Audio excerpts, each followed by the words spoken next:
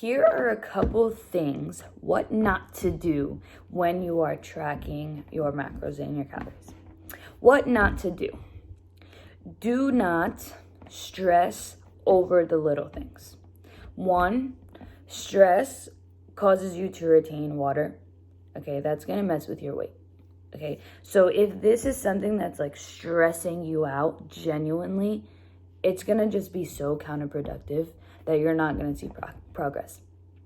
What I want you to think is just to step back and literally just do your best. Okay, so if you're about to have a cup of blueberries and you're someone that doesn't, maybe you don't use the measuring cup, you actually use the grams and it doesn't bother you. If you want to have 50 grams and you're like 53 or 52, and you're like, oh, gotta take this blueberry, put it back. Oh no, now I'm under 49, like gotta cut. Like, you don't need to do that. Okay, it's not that significant. Another way that you can think about this is if you had like chicken and you want to have 3 ounces and it's like 3.2, you don't have to like cut a piece and like put it back or throw it out, or like you're under and you don't have to do that. One way to think about this is like, for example, for meats, not every meat is the same. Not every meat will have 20 grams of proteins and this much of fat.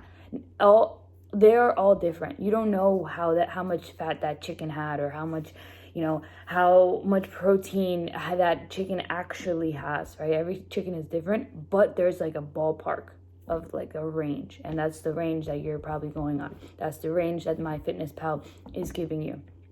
Okay, so if you're thinking like, oh, I need to cut at the 0.2, right? You don't really like.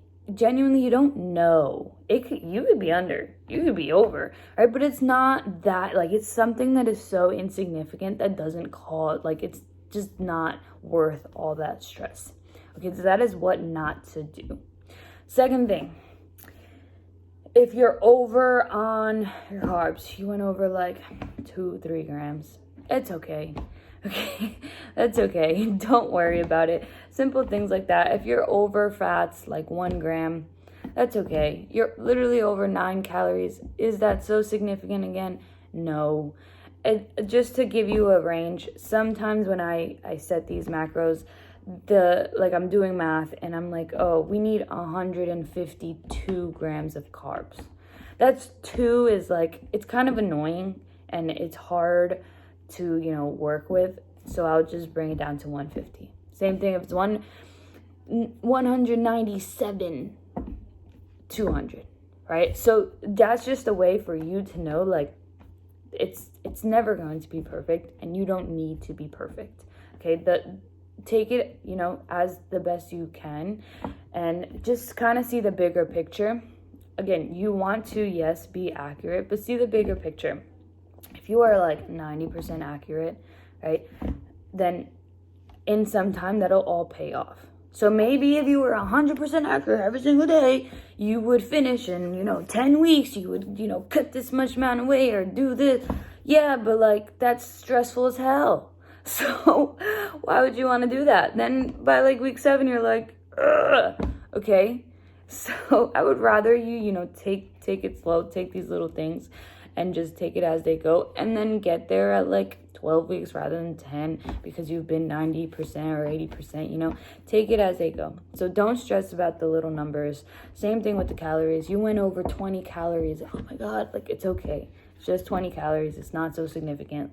Maybe you burn an extra 20 calories that day. Maybe you burn the next day. You don't have to go the next day and like pull 20 calories or pull 1 gram. Like, oh my God, I went over 1 gram of fat yesterday. Today I can only have 49 grams of fat. All right, don't think of it that way. Kind of just take it as it goes. It's a learning process.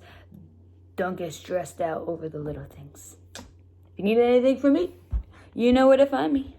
Peace out.